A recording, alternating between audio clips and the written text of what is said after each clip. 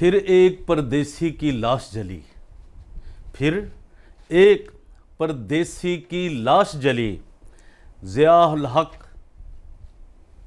हक फिर तेरी बहुत याद आई। दोबारा सुनिए जिन्होंने पहले गौर नहीं किया। फिर एक परदेसी की लाश जली, ज़ियाउल हक फिर तेरी बहुत याद आई। सबसे पहले तो मैं आपसे गुजारिश करता हूं कि आपका अपना परवेज़ रोशन DGA BKK 2020 पे आपके साथ आज शरीक गुफ्तगू है और आपको ये जलती हुई लाश के ऊपर कुछ बताना चाहता है, जो लाश सियालकोट में दरिंदों ने, तहरीक लब्बैक के उन वैश्यों ने, जुनूनियों ने, जाहिलों ने और मुल्ला दो प्यादा के उन वो सारे मुरीदों ने, हाफिज साद रिजवी के मुरीदों ने, जो खुद एक चर्सी भंगी और न जाने उसका टेस्ट तो करवाएं, आपको अंदाज़ा हो जाए। और ये जो लाश जली है, ये सियालकोट के ऊपर एक बहुत बड़ी लानत है। 2 बार ये वाक़या हो चुका है। एक अपने ही पाकिस्तानी जो लोग थे, 2 सगे भाई हाफिज़ कुरान थे, जिनको तहीने मज़हब के इल्ज़ाम में घसीटा गया था और जलाया गया था। और मुझे जब वो डॉक्टर शाहिद मसूद बता रहे थे, अपना एक वाक़या दोहरा रहे थे, वो मैंने पहले भी वाक़या सुना था जब वो पहले वहाँ पे गए थे, और जब अपने शो में वो बता रहे थे कि जब उधर सेम बात हुई है, ये लाश ये जो श्रीलंकन बेचारे की को जलाया जा रहा था, तो वहाँ पे पहुँचे हैं। उसके बाद वो सारे वाक़यात के लिए रिपोर्टिंग के लिए तो क्या हुआ है कि उन्हें फिर वो याद आया बंदा, जब वो हाफिज़ कुरान 2 भाइयों की लाशों को जलाया जा रहा था, उन्हें उनकी जो बेहरमती की जा रही थी, तो वहाँ एक जो नौजवान खड़ा था जिसने कहा था, जी डॉक्टर साहब मैं आपका इंतज़ार कर रहा हूँ, ये वीडियो मेरे पास है, देखें ये बनी हुई वीडियो, जिसका मुझे एक चैनल 17,000 रुपया दे रहा है, मैं चाहता हूँ आप ले जाएं। तो क्या मैं आज फिर ये वही सीन देख कर आए हैं सारी, और पूरी दुनिया में, सिर्फ पाकिस्तान नहीं, मैंने श्रीलंकन अखबारात देखे हैं, इंग्लिश अखबारात देखे हैं, पूरी दुनिया के अखबारात देखे हैं कि क्या पाकिस्तान की जग हंसाई हुई है, क्या जग हंसाई हुई है। और दूसरी, मैं फिर आज एक बार लानत भेज रहा हूँ ये मानवेल जफ़र पर, ये जे सालक पर और पीटर जान सोत्रा पर, और जो वो कैप्टन था जिन्होंने ये, और कुछ और लोग जो थे जिन्होंने साइन किए थे इस आइन के ऊपर, ये ब्लास्फेमी लॉ जिसे हम ब्लैक लॉ कहते हैं, काला कानून, अंधा और काला कानून, जब उन्होंने साइन किए थे, जे सालक, मानवेल जफ़र, जब तक एक भी बंदा उसका तल्लक किसी भी मज़हब से होगा, अब इसका तल्लक मैंने बताया कि ना क्रिश्चियनिटी से, ना इस्लाम से, ना वो तो था ही नहीं, ना पाकिस्तानी था, ना उसका तल्लक इस्लाम से था, ना वो शिया था, ना सुन्नी था, ना देवबंदी था, ये क्या क्या इनके जो भी हैं मामलात, वो ना कोई अहमदी था। तो भाई आपने उसे खाक, और जिस तरह, क्या किसी भी माशरे में, दुनिया के माशरे में इस तरह लाशों की बेहरमती की जाती है? इस तरह होता है। और मैं कहता हूँ सबसे ज़्यादा शर्मिंदगी है पाकिस्तानी मीडिया को, जिन्होंने बेशुमार लोगों की वीडियो वो चलाते रहे। ये नहीं कि उसे बंद करें, एक इंसान की लाश जल रही है। वैसे कहते हैं जी, कुरान कहता है कि एक इंसान की, मुसलमान की नहीं, एक इंसान को कत्ल किया गया, गोया तुमने सारी इंसानियत को कत्ल किया है, और तुमने एक इंसान की जान बचाई, गोया तुमने पूरी दुनिया के लोगों की जान बचाई है।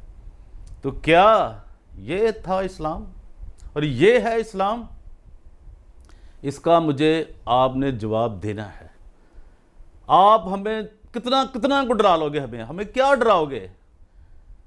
मौत का एक टाइम, एक वक्त मुअय्यन है, वो आके रहेगा। हमारा ईमान है, हमारे मसीह अकीदे के मुताबिक तो हमारे खुदावंद यीशु मसीह ने मसीह को ने उसने मौत को गले लगाया और फिर वो उसने साबित किया है जिंदा होकर के वो मसीह है। हम तो उसको मानने वाले हैं। और ये भी देखें जो सारा एक भयानक किरदार अदा किया है पाकिस्तानी मीडिया ने, और इतना झूठ बोला है, इतना झूठ बोला है कि शायद जिस तरह पाकिस्तान के वजीर आज़म ने कहा है ना कि जो दिन जो था ये 3 दिसंबर 2021 को ये पाकिस्तान के लिए शर्मनाक दिन था। और यही मीडिया के लिए मैं कहता हूँ, उन्होंने गलत रिपोर्टिंग की सारी। वो वहाँ का मुलाजिम ही नहीं है, वो उनको ये बताता है कि तुमने प्रोडक्शन ठीक देनी है। वो तो किसी गारमेंट कंपनी जो है, एक अदारा है गवर्नमेंट का, एक बहुत बड़ा उनका एक फैक्ट्री है, दुनिया में एक बड़ा तंजीम है, ऑर्गेनाइजेशन है। हाँ, वो देखें वो एक ब्रांड है बहुत बड़ा जिसकी वो प्रोडक्शन को कंट्रोल करता था। और नाइकी जिसको मैं उसकी मशहूरी नहीं कर रहा क्योंकि वो बहुत बड़ी, लेकिन दुनिया में ऐसी होती कंपनियां हैं, वो बहुत से ब्रांड है दुनिया में, गवर्नमेंट्स के हैं, शूज़ के हैं, हर दुनिया बिजनेस है लोगों का। और देखें वहाँ पे वो उनका कंट्रोलिंग अथॉरिटी था प्रोडक्शन को कंट्रोल करने के लिए कि ये कैसा मटेरियल लगाते हैं, क्वालिटी कंट्रोल। ये क्या करते हैं, मालक और वो सारे मजदूरों को तो आदत होती ना काम ना करने की, पाकिस्तानी मजदूरों को पाकिस्तान के अंदर, बाहर जाके तो वो ऐसा इनसे काम लेते हैं कि इनके 14 तबक रोशन हो जाते हैं। और जिन्होंने खतरनाक काम किया कि उसको वहाँ से निकालने के लिए, और मालक जो है उस फैक्ट्री का मालक, क्या उस पर कोई FIR दर्ज हुई? क्या जो गार्ड थे, सिक्योरिटी गार्ड, उनके ऊपर कोई FIR दर्ज हुई? क्यों नहीं हुई? मालक का काम था उसकी हिफाजत करना, उसको बचाना, जो कि मालक और वो सारे जो दहशतगर्द थे जो ये पढ़ रहे थे कल में कि जहन्नम वासल कर दिया उसको, वो सारे एक थे। और उसी की प्लानिंग थी मालक की।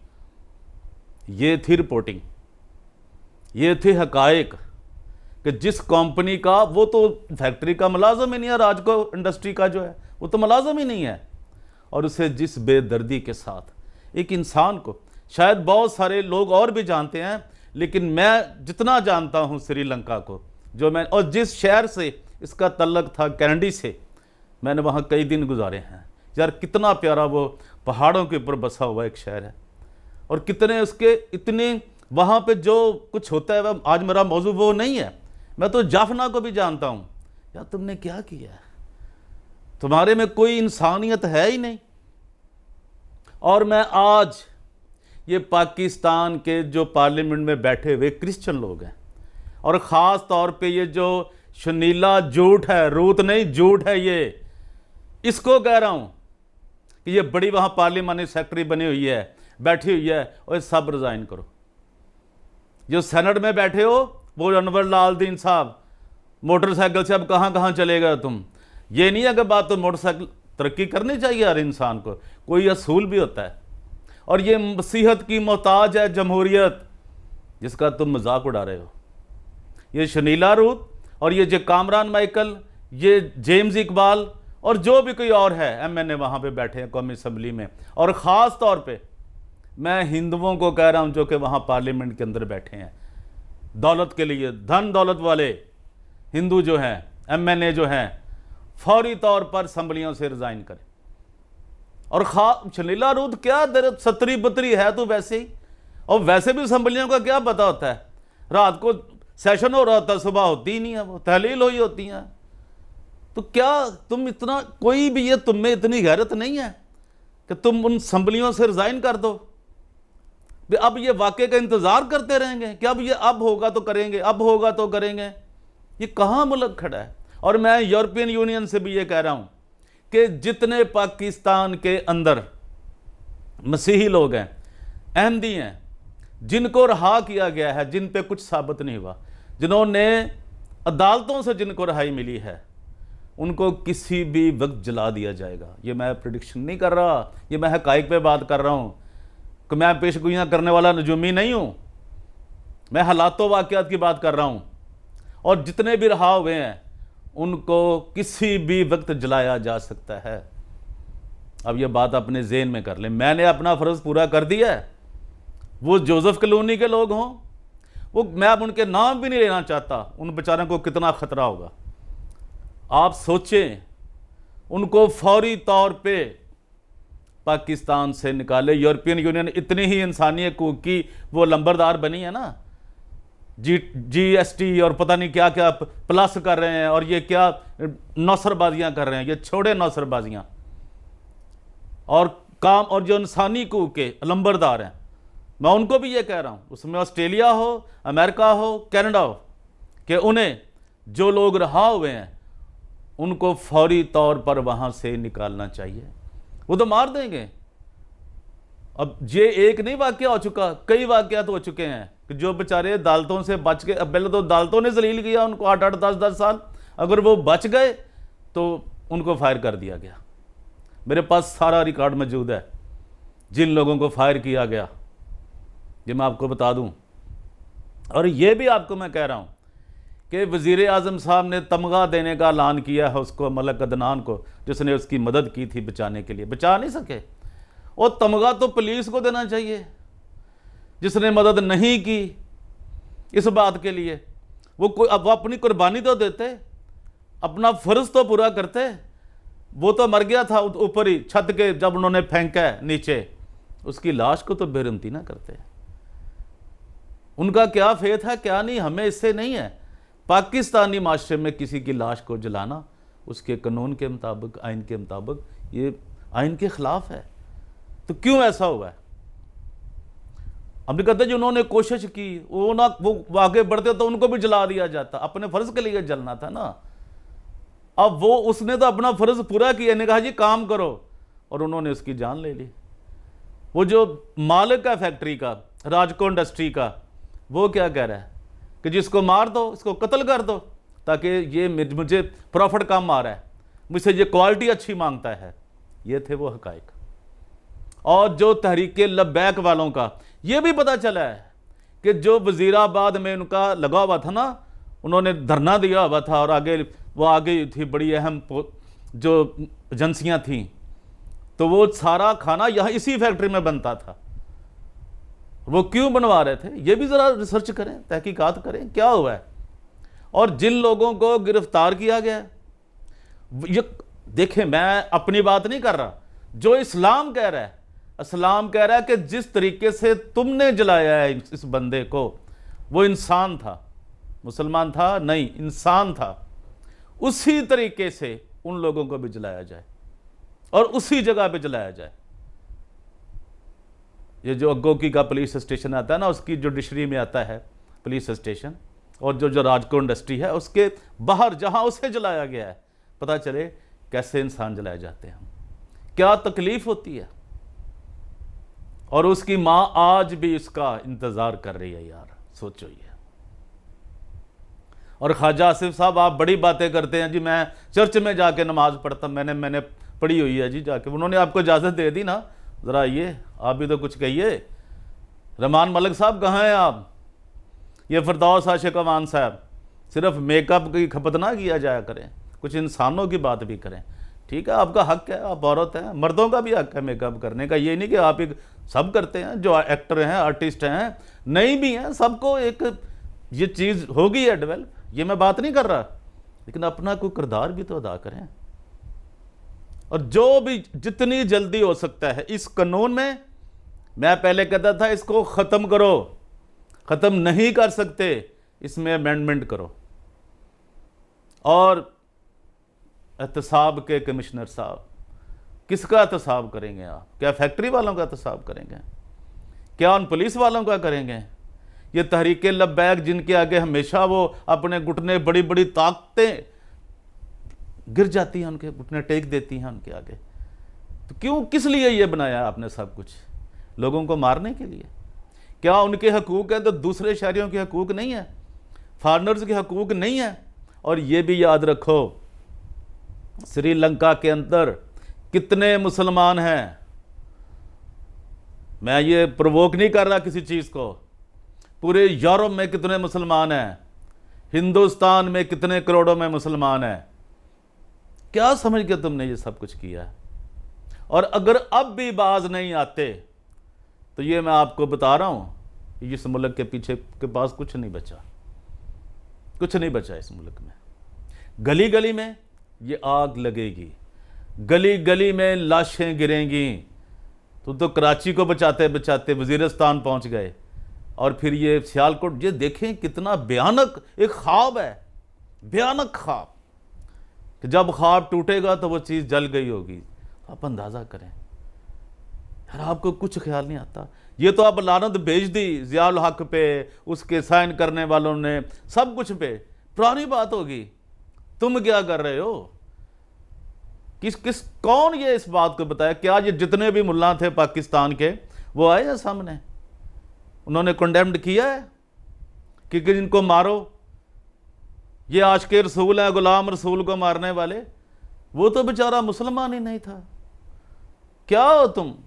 क्या तुम्हारी सोच है? परदेशियों को मारते हो, मुसाफिरों को मारते हो, और अपने हिस्से का रिज़्क लेने आया था तुम्हारे पास, जो ऊपर वाले ने उसका लिखा हुआ है।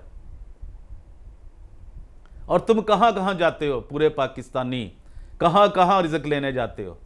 तो ये बातें भूल गए।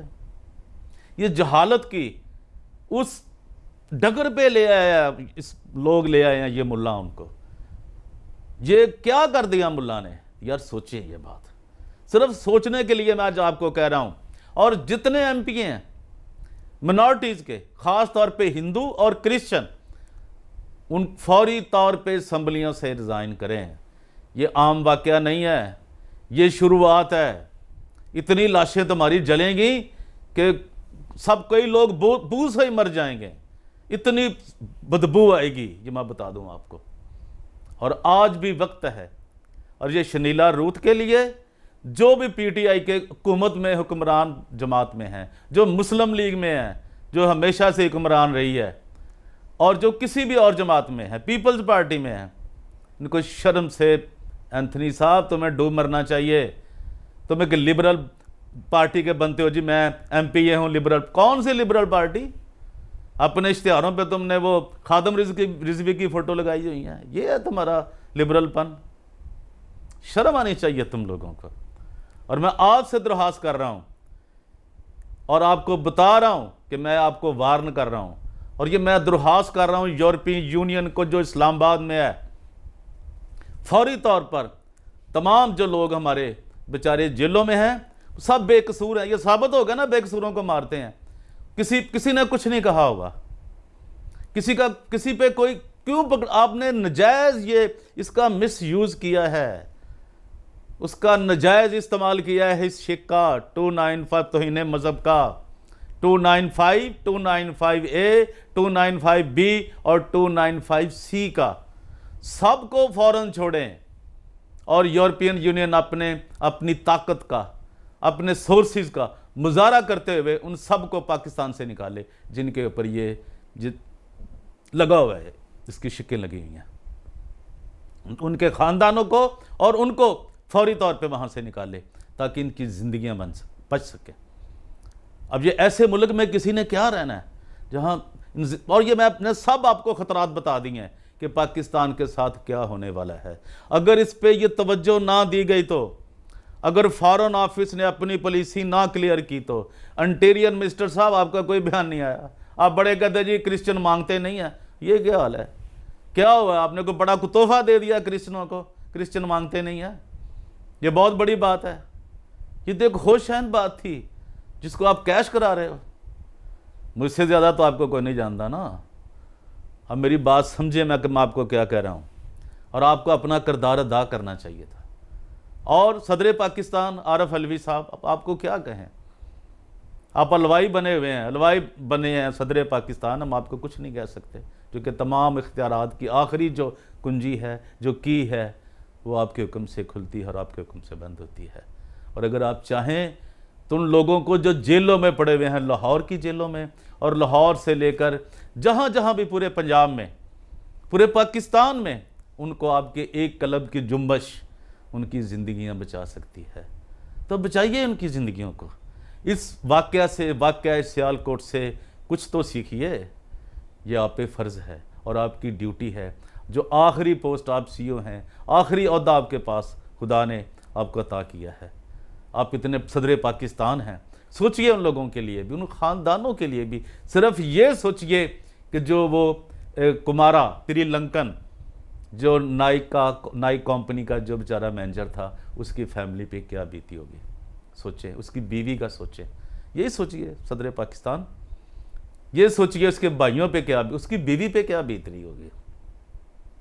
तो खुदारा मैं आपसे मिन्नत करता हूँ कि अभी तक जिन मेरे दोस्तों ने, जानने वालों ने, प्यार करने वालों ने मेरे चैनल को DGA BKK 2020 को सब्सक्राइब नहीं किया, लाइक नहीं किया, शेयर नहीं किया, वो ज़रूर करें, ताकि मुतल्लिका अदारों तक, मुतल्लिका ऑर्गेनाइजेशंस तक और मुतल्लिका पर्सनैलिटीज़ तक मेरी ये बात पहुंच सके। Thank you very much. God bless you all. Parvez Roshan Liberty Corner में आपसे इजाज़त चाहता है। Thank you very much.